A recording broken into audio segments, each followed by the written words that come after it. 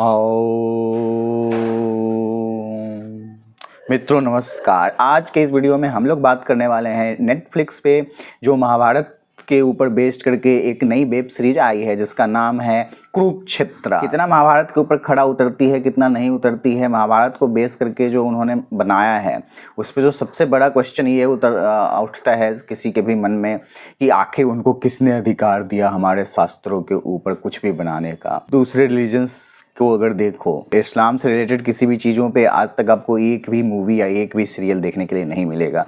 Christianity के किसी भी स्क्रिप्चर, हालांकि उन लोगों के पास है ही नहीं कोई स्क्रिप्चर और कोई एपिक, लेकिन फिर भी जो भी है थोड़ा बहुत बाइबल और कुरान जैसे, इन सब पे आपको एक भी मूवी और एक भी सीरियल देखने के लिए नहीं मिलेगा। इस पे हम लोग बहुत सारे पॉइंट्स है जिस पे डिस्कस करना आवश्यक है, बट उससे पहले जो चीज़ आवश्यक है वो यह जानना है कि जितने भी आपका रिव्यूअर्स हैं, मूवी रिव्यूअर्स हैं, रिव्यू करते हैं, वेब सीरीज वगैरह मूवी रिव्यूज़ करते हैं, ये लोगों ने कुरुक्षेत्र को लेके कोई वीडियो नहीं बनाई है नेटफ्लिक्स पे जो कुरुक्षेत्र रिलीज हुआ है। क्योंकि जनरली क्या होता है कि महाभारत और रामायण पे अगर कोई भी चीज़ बनता है आपका, जैसे हाल फिलहाल में कुछ मूवीज़ बनाई है बॉलीवुड वालों ने रामायण के ऊपर या महाभारत के ऊपर, तो उन सब पे बहुत ज़्यादा डिस्कशंस हुए, बहुतों को बॉयकॉट करने की बात हुई, लेकिन कुरुक्षेत्र को लेके ऐसी कोई बात नहीं हुई। यहाँ तक कि कोई रिव्यू ही नहीं किया, उसको इग्नोर कर दिया। तो ये भी थोड़ा सा सरप्राइजिंग है कि महाभारत जो एक बहुत ही हॉट डिबेटिंग टॉपिक हमेशा रहता है और एक ऐसा विषय है जिस पे आप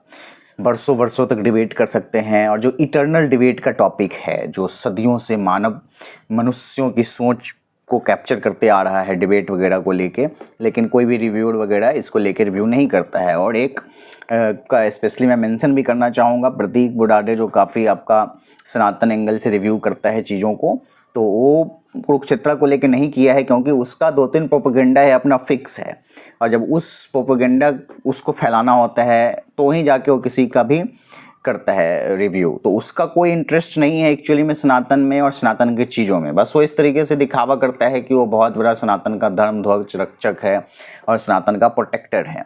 वो बहुत ही सनातनी एंगल से फिल्मों का रिव्यू करता है, ऐसा वो दिखाता है। अगर उसके अंदर सनातन की चिंता होती तो कुरुक्षेत्र पे दिल से 2-3 रिव्यू बनाता कि आखिर ये नेटफ्लिक्स वाले कुरुक्षेत्र क्यों बनाए हैं, क्या दिखाना चाहते हैं, उनका पर्पस क्या है। तो हम लोग डिटेल में इस वीडियो पे बात करेंगे। सबसे पहले तो आप ये देखो कि आज का जो ऐसा समय है जब आपके पास फैसिलिटी है वेब सीरीज़ बनाने की, episode by episode web series को बनाया जाता है, और दुनिया भर के यदि आप पॉपुलर वेब सीरीज़ का एग्जांपल देखें तो 1-1 घंटे का एपिसोड्स रहते हैं, उससे भी ज़्यादा का एपिसोड्स रहते हैं। आप मनी हाइस्ट देखो, इतने सारे सीजन्स, इतने सारे एपिसोड्स, और हर एक एपिसोड 1 आवर प्लस का। तो क्या ऐसे टाइम में हमारे पास तो कमी नहीं है कि आप लंबा से लंबा बना सकते हैं, A to Z हर एक डिटेल को कैप्चर कर सकते हैं। आपके पास अब कोई टाइम लिमिटेशन नहीं है, एक 3 आवर की मूवी बनाना तो है नहीं। पहले लोग बोला जाता था कि 3 घंटे की मूवी में हम लोग कितना ही क्या दिखा लेंगे, रामायण और महाभारत बड़ा सा एपिक है, हर चीज़ को कवर करना मुश्किल है। लेकिन यदि आप वेब सीरीज़ बना रहे हैं, वेब सीरीज़ बनाने के बावजूद यदि आप सारे टॉपिक्स को कवर नहीं कर रहे हैं, तो ये मुझे सही नहीं लगा। यही गोल्डन अपॉर्चुनिटी है जब हमारे एपिक्स को, हमारे स्क्रिप्चर्स को आप यदि सच में दिल से फिल्मबद्ध करना चाहते हैं पूरा डिटेल में, जैसे संपूर्ण रामायण होता है, संपूर्ण महाभारत होता है, तो ये राइट टाइम है कि जब हमारे पास वेब सीरीज़ नाम का कोई चीज़ है, जब हम एपिसोड बाय एपिसोड, जब सीरियल्स का टाइम था तो उस समय अच्छे अच्छे सीरियल्स हमारे ग्रंथों के ऊपर कुछ बने। हालांकि आप कुल मिला के यही कह सकते हो कि पिछले 100 साल में एक ही सीरियल रामायण पे और एक ही सीरियल महाभारत पे बना जो हम अपने आने वाले यंग जनरेशन्स को दिखा सकते हैं, जो सचमुच में थोड़ा सा जेन्युइन और ऑथेंटिक है। अदरवाइज़ बाकी जितनी भी चीज़ें हैं उसमें थोड़ी सी भी ऑथेंसिटी नहीं है। तो क्या ये कितना ऑथेंटिक है, ये कितना जस्टिफाई करता है महाभारत को जो कुरुक्षेत्र है। देखो, सबसे पहले उन्होंने कहीं पे भी महाभारत वर्ड का जिक्र नहीं किया है, मेंशन नहीं किया है नेटफ्लिक्स वालों ने। वो कहीं पे भी ये नहीं लिखते हैं कि ये महाभारत पे बेस्ड है। उनका बस यही रहता है कि कुछ हिस्टोरिकल इवेंट्स का ये मतलब वो नहीं करता है। हम लोग किसी भी हिस्टोरिकल इवेंट्स को 100% प्रूव नहीं कर रहे हैं कि ऐसा ही हुआ है, सत्यापित नहीं कर रहे हैं, ऐसा वो देते हैं, और एग्जैक्टली महाभारत वर्ड का यूज़ वो नहीं करते हैं कहीं पे भी। हालांकि सीरीज़ में किया है स्टार्टिंग में ही महाभारत वर्ड का यूज़। तो उनका पूरा का पूरा पर्पस ये है कि उन्होंने 18 एपिसोड्स टोटल दिखाए हैं 2 सीजन में। फर्स्ट पार्ट में उन्होंने 9 एपिसोड रिलीज़ किया, फिर सेकेंड पार्ट में 9 एपिसोड रिलीज किया, और ये 18 एपिसोड में उन्होंने टोटल 18 योद्धाओं पे बेस्ड करके, योद्धा नहीं बोल सकते, 18 कैरेक्टर्स को बेस्ड करके उन्होंने ये 18 एपिसोड बनाए।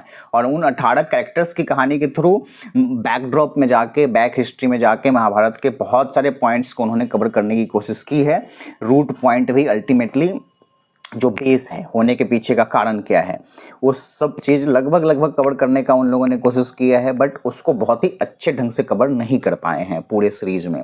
यदि मैं ये बात करूं कि सबसे पहले तो उसमें ये पॉइंट आपको उठाना पड़ेगा कि उन लोगों ने क्या कोशिश की है दिखाने की। जो कुरुक्षेत्र के मेकर्स हैं उनका पूरा का पूरा कोशिश इस बात पे रहा है कि हम कितने भव्य तरीके से इसको प्रस्तुत कर सकें। बहुत बड़े बड़े सेट के यूज़ किए गए हैं, बहुत ही भव्य तरीके के महल वगैरह, A to Z सब कुछ, मतलब दिखाने में वो ये चाह रहे थे कि बहुत बड़े लेवल से सब कुछ दिखाया जाए। जो अस्त्र शस्त्र दिखाए गए हैं, जो बॉ एरो दिखाया गया है, इवन भगवान कृष्ण का जो सुदर्शन चक्र दिखाया गया है, इन सबको बहुत ही स्प्लेंडिड और ग्रैंडियर तरीके से उन लोगों ने दिखाने का प्रयत्न किया।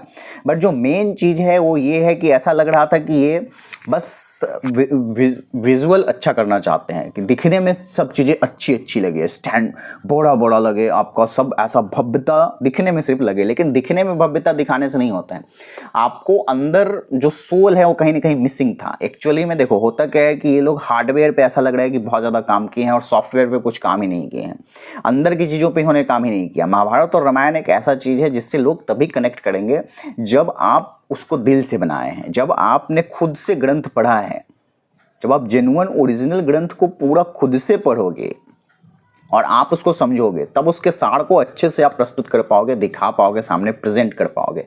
ऐसे आप नहीं, जो व्यक्ति के अंदर खुद भक्ति भावना है, जो खुद महाभारत और रामायण को अनेकों बार पढ़ चुका है, जो उसको अच्छे से समझता है, वही उसको अच्छे से प्रेजेंट कर पाएगा, वही उसको अच्छे से दिखा पाएगा, उस पर बेस करके कोई बुक लिख पाएगा या सीरियल लिख पाएगा। या जैसे कालिदास ने आपका अभिजनन शकुंतलम लिखा, तो उस ज़माने के जो लोग होते थे वो हमारे जड़ों से, हमारी संस्कृति से काफ़ी जुड़े हुए होते थे, तो वो अपना जो भी दिखाते थे उस पर बेस करके जो भी लिखते थे उसमें कहीं ना कहीं आपका जेन्युइनिटी, ऑथेंसिटी दिखती थी, एक फीलिंग आता था, एक भावना आता था, उसके अंदर वो सॉफ्टवेयर डाल पाते थे। इसके अंदर कोई स्पिरिचुअलिटी, ये आपको एक लगेगा कि एक नॉर्मल सा स्टोरी है, उस स्टोरी को बहुत ही ग्रैंडियर और भव्य तरीके से दिखाने का प्रयास किया गया है, कैरेक्टर्स को ओवर एग्जेजरेट किया गया है, और लोग कनेक्ट नहीं कर पाएंगे इस सीरीज से। मतलब जैसे हमने B.R. चोपड़ा के महाभारत से कनेक्ट किया, रामानंद सागर के रामायण से कनेक्ट किया, कि इवन आज भी 32-35 ईयर्स के बाद भी चल के लोग उन्हीं सब सीरियल्स को देख रहे हैं, क्योंकि ऐसा नहीं है कि उसको बहुत ही भव्य तरीके से बनाया गया था, उसके अंदर आत्मा थी, जो ऑथेंसिटी थी, वो आपका जेन्युइन और रियल लग रहा था दिखने में।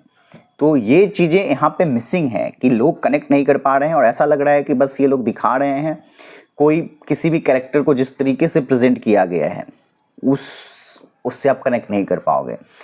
जो पांडवों का कैरेक्टर है, पांडवों को बहुत ही ज़्यादा, मतलब आप ये कह लो कि उनको भी बहुत ही अच्छे तरीके से नहीं दिखाया गया है। आपस में भाइयों का रिलेशन जो दिखाया है 5 पांडवों के बीच का इस कुरुक्षेत्र में, उसके पीछे का कोई सोर्स है या नहीं है, बहुत ही अटपटे ढंग से उन्होंने दिखाया है। जैसे एक जगह उन्होंने ये भी दिखाया कि जो अर्जुन है वो युधिष्ठिर को मारने के लिए शस्त्र उठा रहा है, उस बहुत ज़्यादा गुस्सा हो जाता है उसके ऊपर, उसको मारने के लिए शस्त्र उठा रहे हैं। तो ये बहुत ही ज़्यादा गलत लगा, क्योंकि कहीं पे भी इस तरीके से मेंशन नहीं है महाभारत में। कोई दूसरे बुक का अगर उन्होंने सोर्स लिया है तो ये तो बहुत ही गलत है, जिस पे ऊपर मैं आगे क्वेश्चन करूँगा कि आखिरकार हमारे स्क्रिप्चर्स के साथ छेड़छाड़ करने की और उसके ऊपर बेस्ड करने की उन लोगों ने किसने अधिकार दिया। हमारे चैनल पर ये बात हम लोग पहले भी कर चुके हैं कि कैसे एक सनातन बोर्ड होना चाहिए, जिसमें जो शास्त्रों के ज्ञाता लोग हैं उनकी एक कमेटी रहेगी, और जब वो किसी चीज़ को पास करेंगे तो ही जाके आप हमारे शास्त्रों पे बेस करके कोई भी मूवी या कोई भी सीरियल बना पाओगे।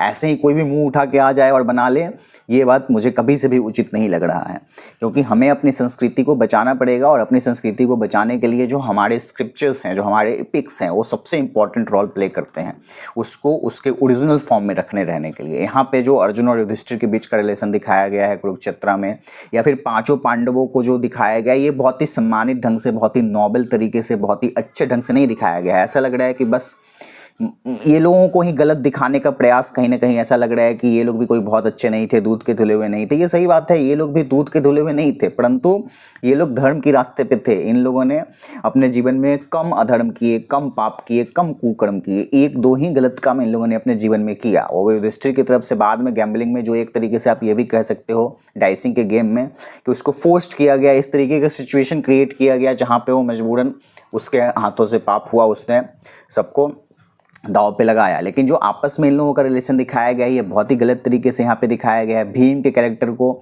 बहुत ही ज़्यादा नेगेटिव सेट्स देने की कोशिश की गई है, उसको बार बार डेमन वर्ड यूज करके संबोधित कराया गया है इसमें, जबकि वो सत्य की लड़ाई लड़ रहा है, वो धर्म की लड़ाई लड़ रहा है। और जो कुकर्मी हैं, जो पापी हैं, जो अधर्मी हैं, उन सब का वध करना 100% जायज़ है और किसी भी तरीके से उसका वध करना बिल्कुल जायज़ था। चाहे उसने क्रुएलिटी यूज़ किया, इनह्यूमन तरीके से कौरवों का वध किया, लेकिन वो आवश्यक है। सभी कौरवों ने उन लोगों के साथ बचपन से जो किया था बिना किसी गलती के, जब धर्म की राह पे हो। तो हालांकि देखो, जो ओवरऑल महाभारत की कहानी है वो सिम्बॉलिक है, सिम्बॉलिज्म है, उसके डेप्थ में हम अभी नहीं जाएंगे। यहाँ पे मोस्टली जो कुरुक्षेत्र में दिखाया गया है उसके पॉइंट ऑफ व्यू से बात करेंगे।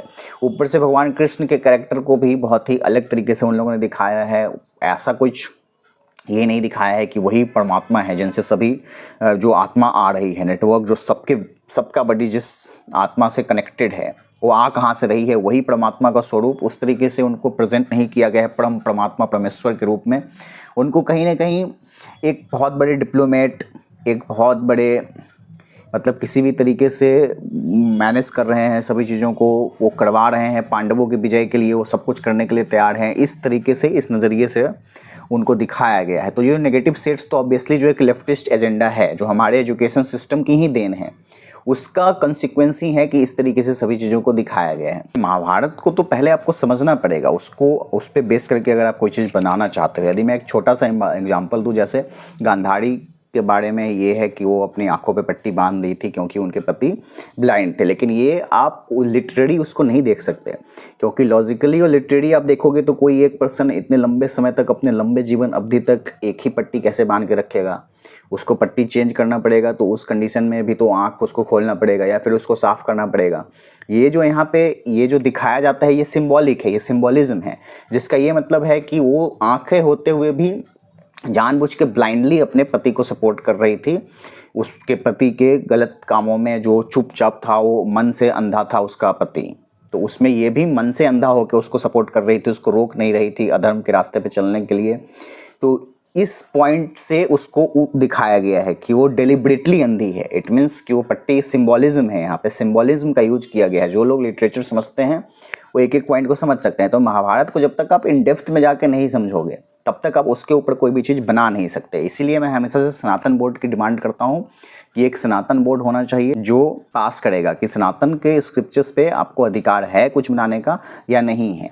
अब जो बहुत बड़ा डिबेट का इशू है कि कर्ण के कैरेक्टर को कैसे दिखाया गया है, कि हमेशा से बी आर चोपड़ा के महाभारत में भी और बहुत सारे महाभारतों में कर्ण के कैरेक्टर को इस तरीके से दिखाया गया कि वो उसके साथ भेदभाव हुआ था बचपन से, उसके साथ बहुत ज़्यादा डिस्क्रिमिनेशन और प्रिजुड्यूस हुआ था, समाज ने उसके साथ बहुत ज़्यादा गलत किया था। तो हिंदू समाज में, सनातनी समाज में कितना ज़्यादा भेदभाव है, ये जो उसके कैरेक्टर के थ्रू हमेशा से दिखाया जाता है। तो इसमें भी उसका झलक दिखाया है, इसमें भी उस तरीके से ही प्रस्तुत करने की कोशिश की गई है चीज़ों को। लेकिन यदि आप वास्तविकता में जाओगे तो वास्तविकता में ऐसे है कि कर्ण का जो स्वतः एक नेचुरल तेज था, जो उसको नेचुरली ही ये साबित कर देता था कि वो सूत पुत्र नहीं हो सकता है, वो सूर्य पुत्र है। उसके अंदर जो एक नेचुरल तेज था उससे उसकी पहचान साबित हो रही थी। तो रियल महाभारत आप कभी अपने लाइफ में पढ़ेंगे तो उसमें खुल के कहीं पे भी ऐसा जिक्र नहीं है कि सूत पुत्र होने की वजह से उसके साथ भेदभाव हुआ, डिस्क्रिमिनेशन हुआ या प्रेजुड्यूस हुआ। दुर्योधन को ब्लाइंडली सपोर्ट कर रहा था सभी चीज़ों में, जिसकी वजह से भीष्म पितामह उसको सपोर्ट नहीं करते थे और भीष्म पितामह को उसकी रियलिटी भी पता था, जिसकी वजह से उसको युद्ध में नहीं आने देना चाहते थे। वो नहीं चाहते थे कि भाई भाई आपस में लड़े। हालांकि कर्ण और दुर्योधन की कहानी भी सिम्बॉलिक है, कर्ण और अर्जुन की कहानी भी सिम्बॉलिक है। कर्ण सूर्य का पुत्र है, अर्थात वो सूर्य की किरणें हैं, और जो अर्जुन है इंद्र का पुत्र है, अर्थात वर्षा की बूंदे हुआ। तो जो बारिश की बूंदें हैं, जो बारिश की ड्रॉप है और जो आपका सन लाइट है, सन रेज है, ये दोनों एक साथ एग्जिस्ट नहीं कर सकते। भले ही दोनों एक दूसरे से रिलेटेड हैं और दोनों एक दूसरे के लिए आवश्यक हैं कि सन के लाइट से ही वाटर इवेपोरेट होकर ऊपर जाता है और फिर वो बारिश के रूप में नीचे आता है। तो ये दोनों एक दूसरे की हेल्प करते हैं और एक दूसरे की सर्वाइवल एक दूसरे से जुड़ी हुई है। तो इसीलिए इनको प्रत्येक कहानी में भाई के रूप में तो दिखाया जाता है, लेकिन दोनों एक साथ एग्जिस्ट नहीं कर सकते। इसीलिए दोनों कभी एक साथ नहीं रहते और दोनों में शत्रुता रहती है। आप रामायण में सुग्रीव और बाली की कहानी देखो, वहाँ पे भी सुग्रीव और बाली दोनों भाई थे, लेकिन दोनों एक साथ नहीं रह सकते कभी भी। कर्ण और अर्जुन भी वही है कि दोनों भाई हैं लेकिन दोनों एक साथ नहीं रह सकते। वहाँ पे भी वो इंद्र और सूर्य का पुत्र था, यहाँ पे भी ये इंद्र और सूर्य का पुत्र है रेस्पेक्टिवली। तो पूरे के पूरे महाभारत को सिंबॉलिक समझ के उसको उसके रियल ट्रू इंटरप्रिटेशन, उसके ट्रू एसेंस को दिखाना पड़ता है। और यदि आप ट्रू एसेंस को नहीं दिखा रहे हैं तो फिर आप जस्टिफाई नहीं कर सकते ऐसे हमारे इपिक्स, हमारे स्क्रिप्चर्स जो जीवन के सत्य, जीवन के परम सत्य हमें बताते हैं, what is life and how to live it, और इस गेम की दुनिया से कैसे बाहर आना है। अल्टीमेट रियलिटी को बताने वाले, जीवन का मूल समझाने वाले हमारे ग्रंथों को समझने के लिए जिनके पास अडेप्ट नॉलेज होगा वही समझ पाएंगे। इटर्नल सनातन ज्ञान के लिए आप हमारे चैनल को अवश्य सब्सक्राइब करें। मिलते हैं अगले वीडियो में।